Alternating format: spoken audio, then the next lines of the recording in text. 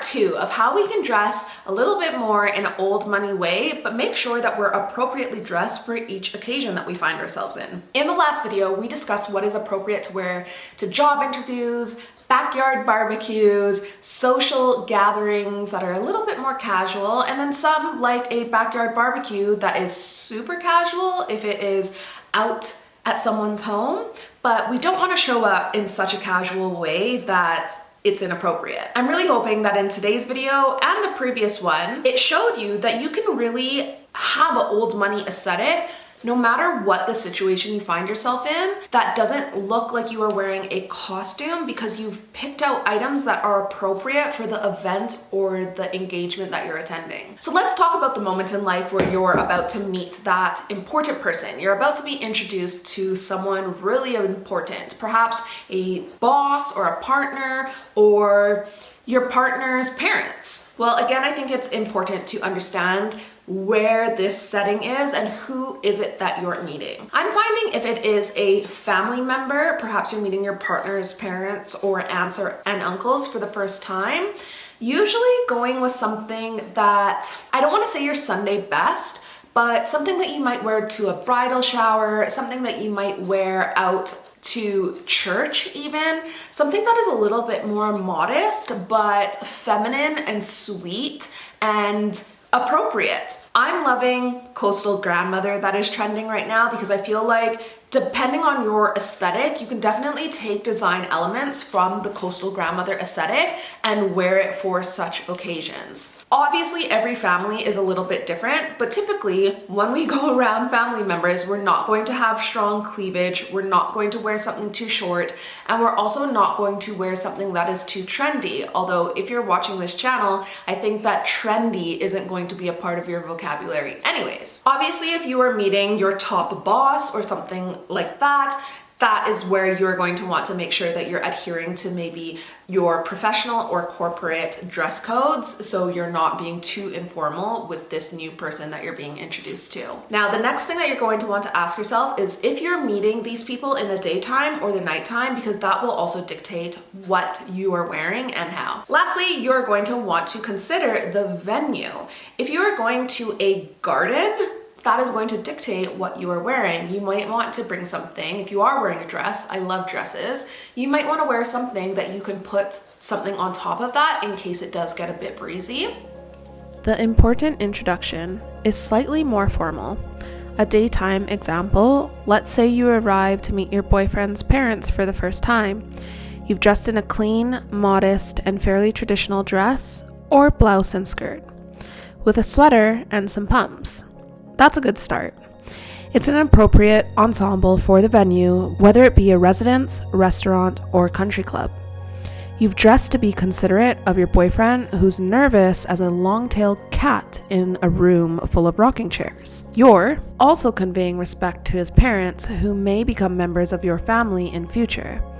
And you've dressed to communicate that you respect yourself. You feel good about yourself. The potential in-laws are impressed. And your boyfriend is appreciative. Easy rule.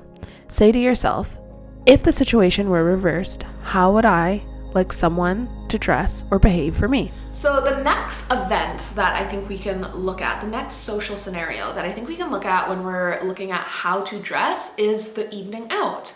Because one of the things I'm noticing is often those of us who are looking to hold ourselves to a higher standard, when we're looking for evening outwear, it's very easy to blur the lines between evening outwear and wedding guest wear. And one of the things that I'm noticing is that you can get a minimal kind of sheet dress, but it's the length of it that kind of can seem a little bit more like a wedding guest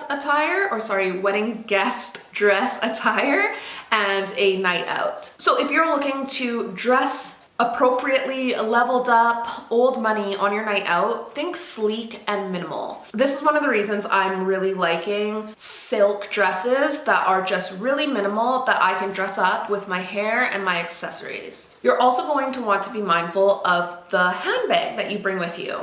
I love wearing small clutches on my evenings out. Sometimes it feels a little bit like it's not the best investment to just have clutches that are of a higher quality. But when you do need to go out to a wedding or on a night out with maybe your partner or your friends that is going to be of a higher caliber, you will notice very easily if you're going with a big tote bag, like something that you wear for work. And so I really think it's important to invest in a small clutch. I don't think that that has to be designer, let me just put that caveat, but as you get into a position where you can invest a little bit more, I think it would be very wise because it can really elevate your outfit. What do you think of shawls? If we're wearing dresses or if we're wearing something that is a little bit more sleek for this evening night out, we're probably not wearing a sweater or a cardigan. Often we can get cold, and I think this is where we can play around with silk shawls. I'm going to show you one of my favorite ones that I haven't invested in yet, but it's literally been on my list for a year. Not only do I think a shawl can really complement an outfit, but it can provide a little bit of warmth too, especially as evenings draw on and you spend a little bit more time out in the later hours of the day. Last but not least, when it comes to your evening wear, I really think one of the best things that people can do instead of going and buying designer is tailoring mid-tier items. Again, I think this goes without saying. Obviously, many of us come in at different places in life and have different budgets, but I do think by talking with many of you over on Instagram and in the comments, a lot of us are around a middle class area of life, and by just thinking that we're going to go buy designer everything, I don't think is the best service or the best advice for me to say to you.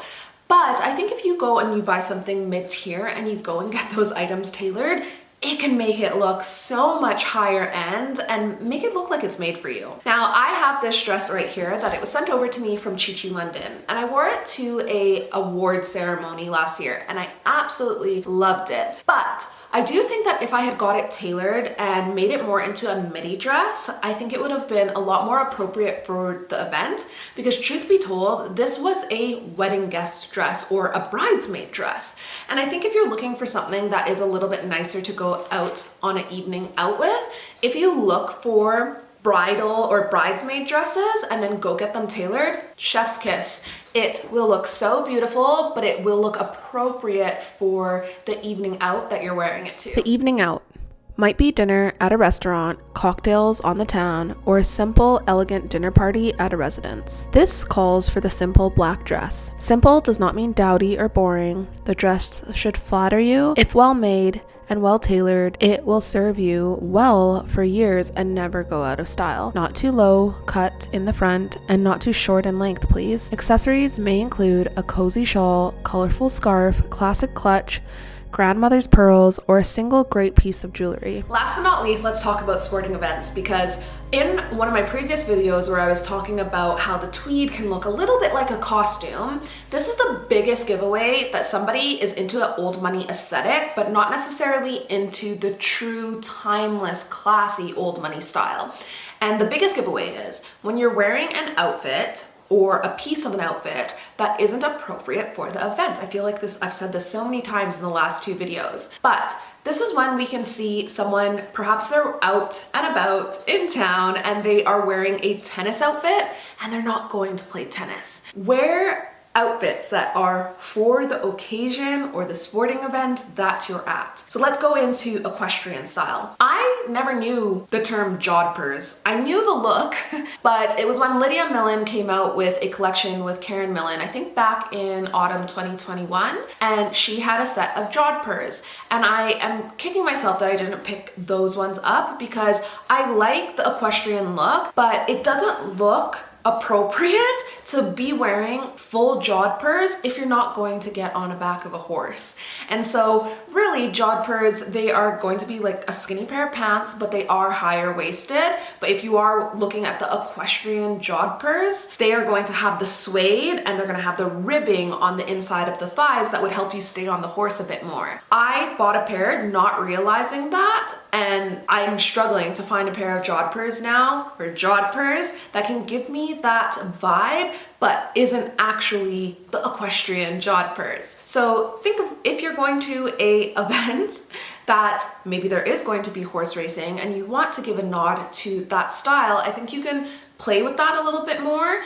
For example, even at Ascot, there's many women that wear more tennis style dresses, but they're not in the full-on tennis outgear pleats because that would be inappropriate. So just be mindful of wearing items that are appropriate for the event and not out on the streets if you're not going to that type of event or you're not participating in that event. Why is it important to dress well?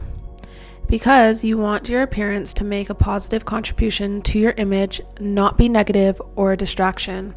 You want to give people a fair chance to get to know you for who you are. Social situations or what you contribute, work situations, from a neutral or preferably positive starting point. Dressing tastefully is also a reflection of what's going on inside of you. It communicates what you think of yourself.